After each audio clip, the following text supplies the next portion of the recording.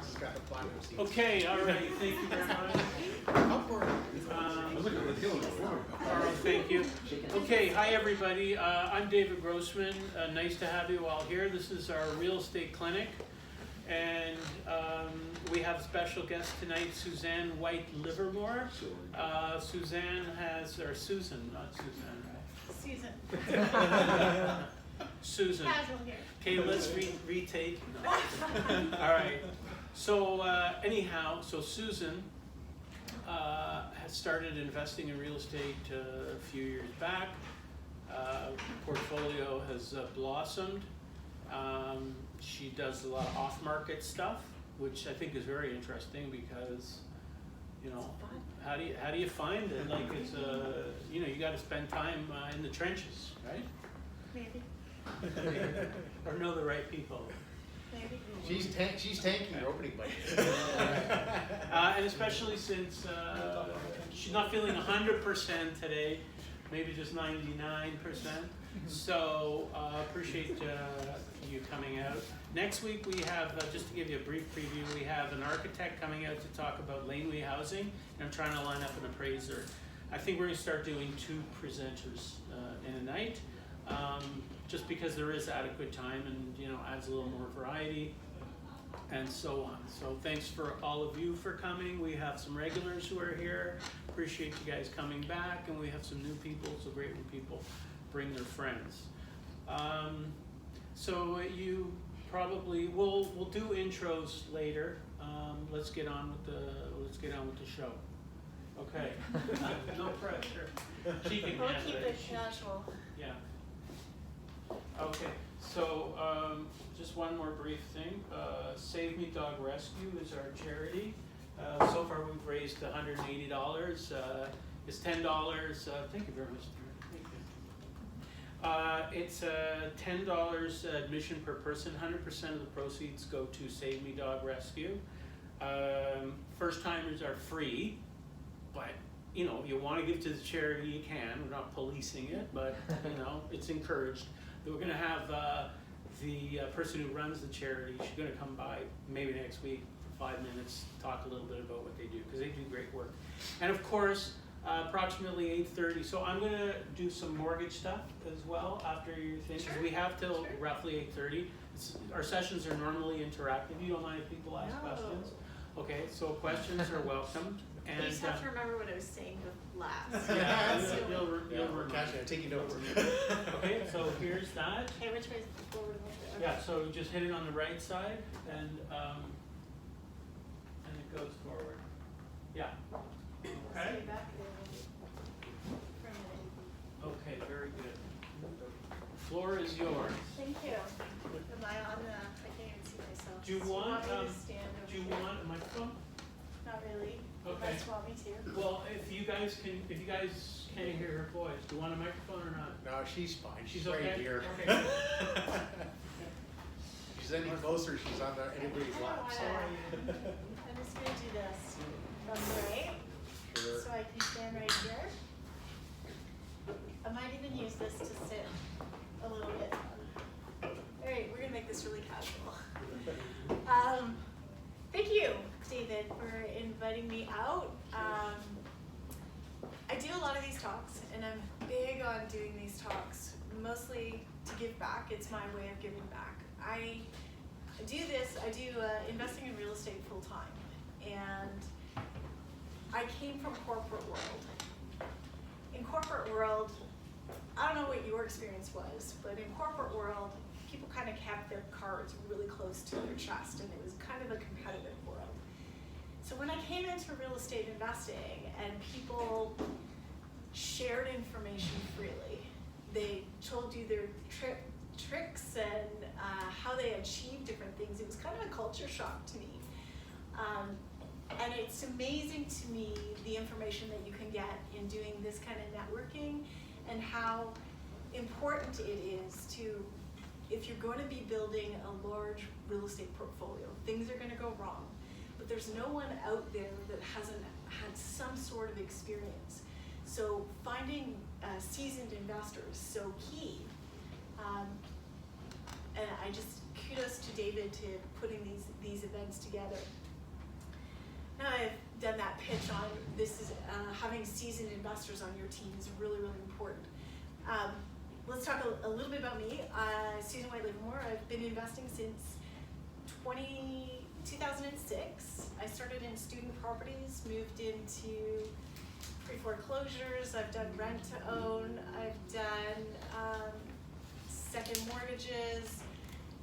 Built legalized suites first in Calgary from afar, which was fun and challenging.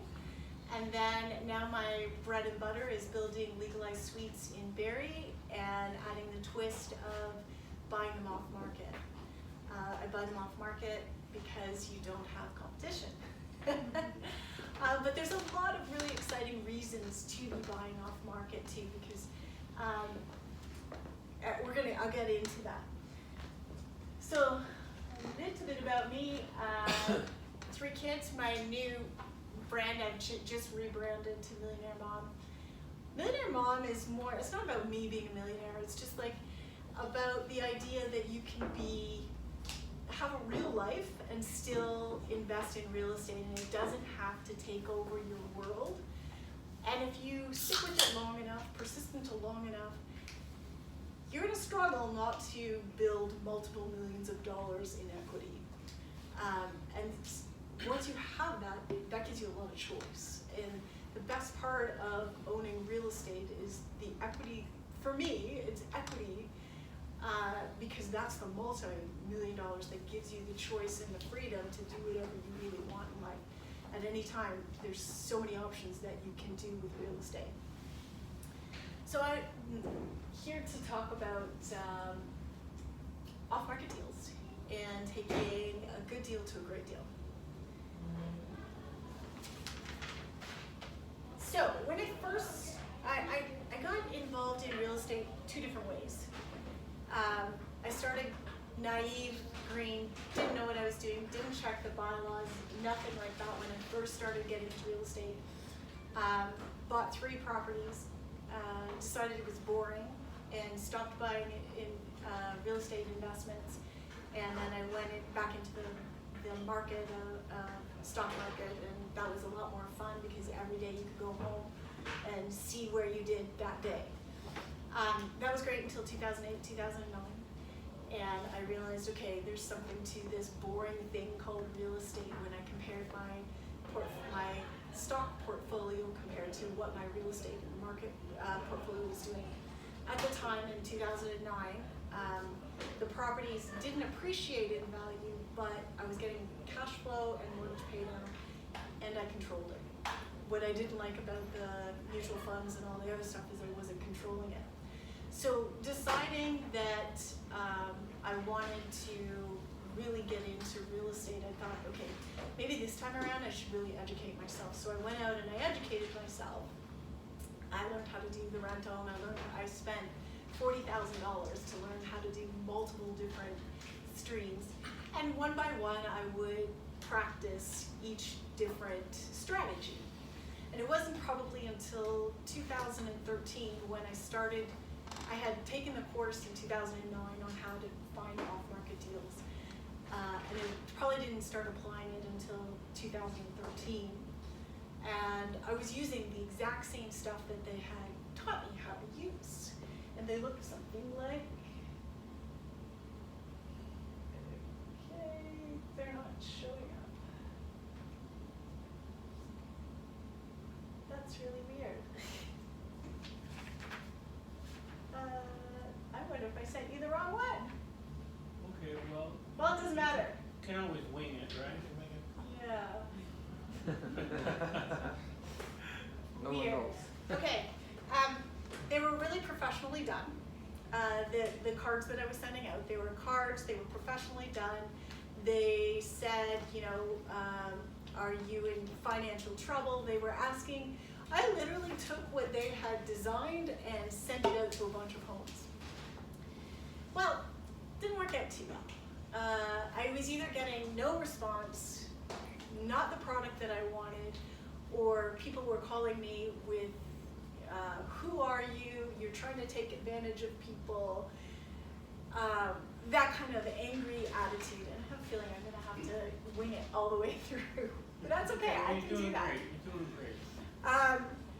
So I'm not one for taking a course and not getting something out of it. So I believe that there was still opportunity to find properties off market. It was just a matter of, okay, let's play again and let's go back to the market and figure out what we can learn. And so I started thinking about, okay, what is it that I want in a property? And at the time, I was starting to do legal suites. So blanketing the entire city didn't make sense because I don't want any deal. I'm really only interested in a specific property. And what I'm looking for is a property under the average house price within a market. And the reason why I want to stay under the average house price in a market is because if things go wrong, I want the maximum amount of people that I could possibly sell to. And I want to be able to create forced appreciation. So the minute you step over top of the average house price, you're kind of decreasing your forced appreciation opportunity, and you're putting yourself at a higher risk of the ability to sell the property. So for my market, right now, I don't remember what it was when I first started, but right now my max within Barrie, which is where I invest primarily, I do invest a little bit, I do have properties in Calgary as well. But I really want to stay 450 market. That's kind of that and below. And you're thinking to yourself, okay, how do you find a house in Barrie worth 450? Well, off market. Off market is how you find it. The other thing I'm looking for is enough parking. Within Barrie, you have to have 2 parking spots. So that automatically eliminates townhouses, unless you're getting an N unit, but I haven't built a legalized suite on an N unit. It eliminates all condos, it eliminates, that's about it. I need 1,350 square feet for the entire house. So there are certain houses that there's just not enough square feet for me to be able to build a legalized suite in. So what it's really started to do is if I can niche what I'm looking for and get really specific, then I can target certain areas. I'm just keeping myself on track if I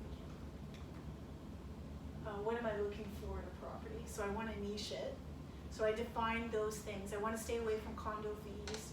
I want enough parking. I want a certain square footage, and I want the price value to be under 450 in Barrie.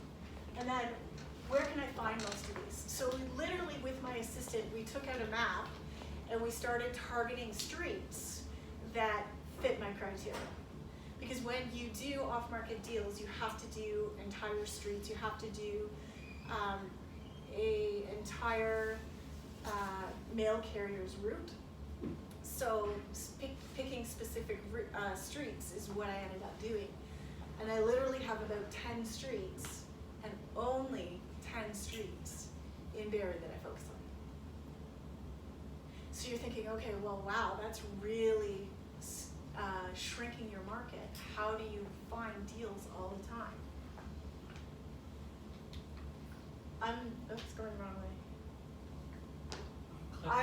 I'm an expert in that market, and I know what all like you can tell me a 3-bedroom with 2-car garage, this square feet. I could probably visualize on my streets. I can visualize what the house looks like and approximately what it should sell for.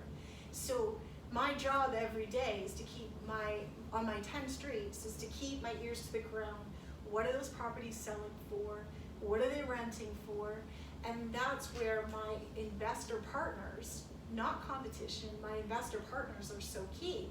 Knowing what are they selling their properties for? Because every time they increase the value of a legalized suite on one of my streets, that becomes my new standard. Every time they increase the rents on my street, that becomes my new standard. But if I'm not having conversations with these people and looking at them as part of my team and not competition, I don't have access to that very valuable information. So on a regular basis, I'm connecting with my network. I'm connecting with my realtors, checking every morning, has anything new come on the market, what is it selling for on my 10 streets, and I will look around. And I'm an expert on those 10 streets. So that when I go to speak to a seller, there's no let me go check, there's confidence, and I know what I'm doing, and my name gets out there. And it gets to the point where you don't have to do your marketing so much anymore because your name just gets traveled and people will call you outside of any of your marketing because you become that expert. So I have a lot of colleagues that find deals off market using online strategies, but this works for me. So how do I make it work? And what is this letter that I send out a letter, and that letter doesn't show up. Okay, so I brought them. I thought you used invisible. Maybe it's my computer. I don't know what's going on, but I'm not going to worry about it. I'm good. I'm all good.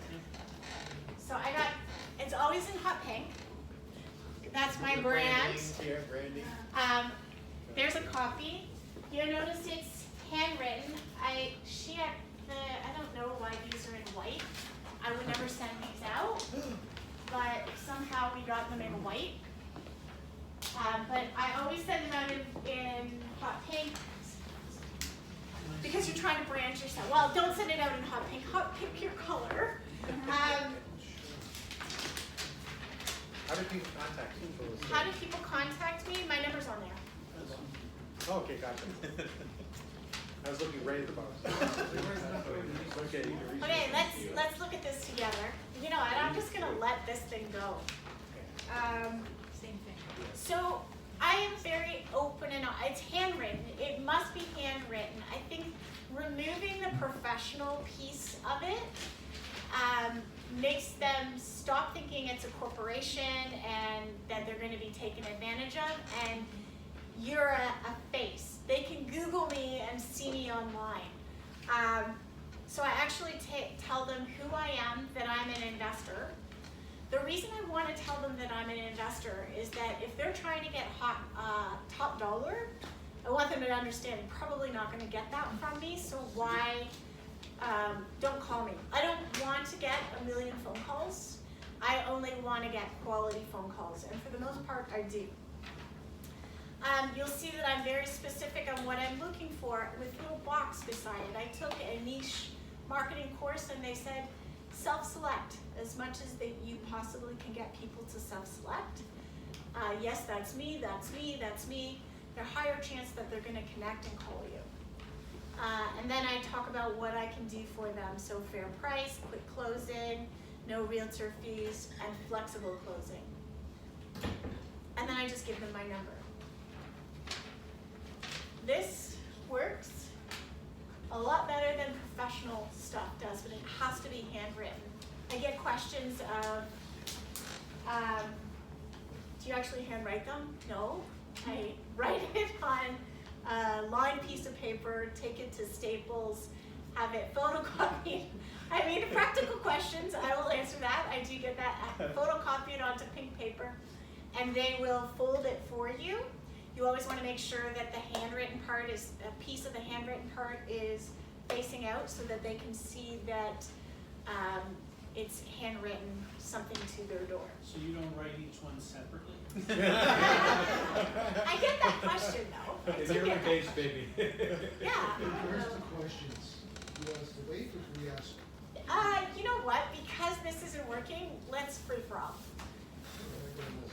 Okay. Do you actually write your envelope? You type No, it? there's no envelope. Questions, Oh, right? That's a good question. Are you Doesn't about get to ask thrown the out. questions? Okay, go Ladies ahead. first. We'll come back. ABC. No, there is no envelope. You don't want to put an envelope. There's no stamp on it. When you take it, okay, where am I? Okay, we're good. Maybe let me continue a little bit just because I may answer some of your questions. Maybe I should continue. When you take it to the mail, because you can hire companies to bring it door to door. I like to actually use the post office. And again, you have to use an entire mail carrier's route. You can eliminate condos and apartments, but you, the houses, townhouses, all that, if you pick a street, you've gotta do the whole thing. You give them, I'm giving you practical right now, you give them your numbers, you give them bundles of 100, and I usually do about 1,000 at a time. It's just my comfortable number. I don't want too many phone calls. I just want a comfortable number.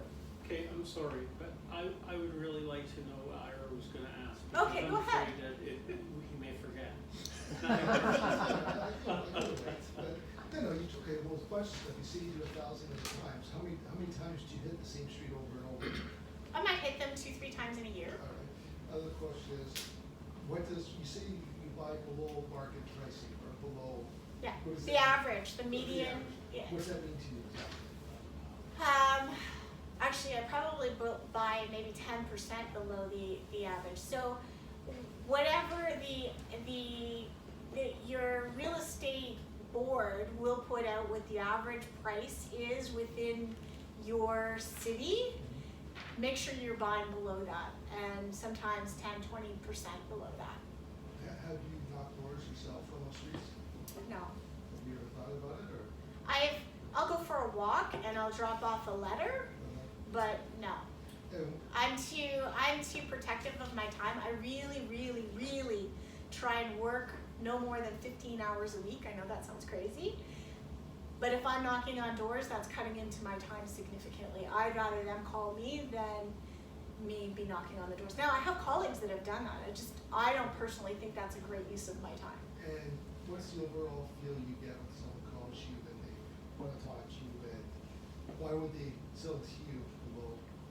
I'm gonna get into that. All right. I'm not gonna answer that one.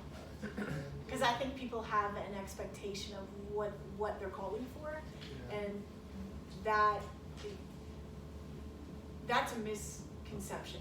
Okay, can I ask a question? Yeah, Okay. I'll so- tell you if I'm gonna answer it in my presentation. Okay, so, so I get that you're looking for, 10% below price, whatever, not the nicest house in the neighborhood. Well, Something I that's didn't on say the low that. end. I did Something not that's on the say low not the end. nicest house on the street. Well, and something on the low end. But I didn't say the You not. did say that. Yes, but here's a mistake. You assume just because a house is really nice, you're not going to get it for a great price. I'm telling you right now, that's wrong. Okay, all right, fair enough.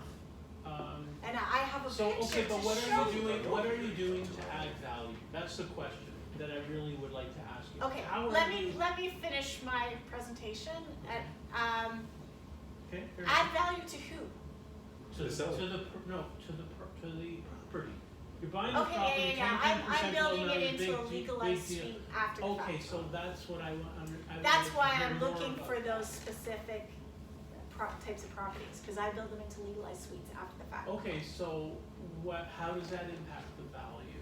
Does it impact the rental income, and the value, Well, by yes, how much? because if it's not a legalized suite, you can get shut down. If you've got an in-law suite, you can get the one of the units can get shut down.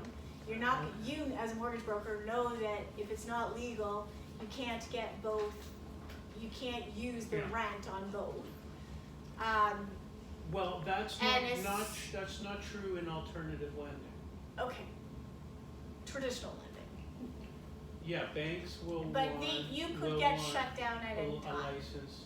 Yeah, okay, but the reality is, and I'm not a real estate agent, but from what people tell me, that almost 90% of secondary suites, let's say in the city of Toronto, are not actually legal. I would That's say very in the common. city of Toronto, that's probably correct. That is Okay. not the case in outside, Okay, fair enough. out in GTA. Okay, But in Toronto, I would say yes, that's the okay, so case. thank you for answering my questions. Please proceed. Where Does was anyone, I? does anyone else have any, or do No, you? no, I want to give the presentation, right? Okay, yeah, let's go for it. Okay, so this is just how I do it. I'm not telling you that this is the best way to do it. This is just how I find success. I like to go to the houses where they actually have a mailbox, so the older houses. Part of the reason I like that is because people actually think I've been to their house, so they're excited to call me. But they're older homes, and older homes usually are more land, therefore more parking, more storage, all things that are a huge asset to my tenants. So I may not have to spend as much money on pretty because I've got the storage and extra parking, but if I'm buying a younger house, my taxes are higher and I've got to spend more on pretty because I don't have the storage or great parking. So it's just a choice I make, right? And the other thing I'll do, one of the questions was, do you do door knocking? Occasionally I'll go for a walk. I'll look for those ugly roofs. Roof that needs to, the houses that need taken care of, and I'll drop a letter off in that house. When I do those drops, I would say I probably get 50% response rate, which is crazy. Within doing the 1,000 letters, I probably get 8 to 10 quality calls. And those quality calls, most would think would be within the 2-3 weeks. It's not uncommon for me to get a phone call a year and a half later. So just because you haven't got a call within 2 weeks, 3 weeks, as long as you continue, like you'll still have a high chance of getting a call. So these are the people you're dealing with are quite older, aren't they? They're all over the world. That's in the 50s, 60s. You have an image, and I need you to let go of the image of who would be willingly sell, sorry, I don't mean to be accusatory, but this was the thing that I struggled with. Why would someone sell their house for 70 grand less than what, and I'm jumping my presentation a bit, because you guys are desperate to know this information. Why would someone sell their house for $70,000, $100,000 less than what it's worth? Sorry? Divorce? Was divorced? Okay, here, hold on. Let's turn the video off now. Okay, So yeah, we'll leave yeah. some suspense for our Yeah. home viewers. You have to come out if you want to see it.